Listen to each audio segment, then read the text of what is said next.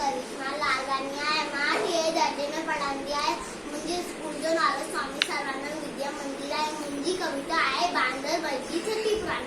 बांदर मलजी छठी पुराणी चैन हदन पे आहे. बांदर मलजी छठी पुराणी चैन हदन पे आहे. जड़े है वीर करे वसितारा टूटल सती माथाने करे पुसाए पानी पानी. बांदर मलजी छठी पुरानी चैन हदन पे आहे. जड़े थे तो उसका व्याकुल जड़े छठे थे बांदर मल तिये उनारे बेबी साड़ी.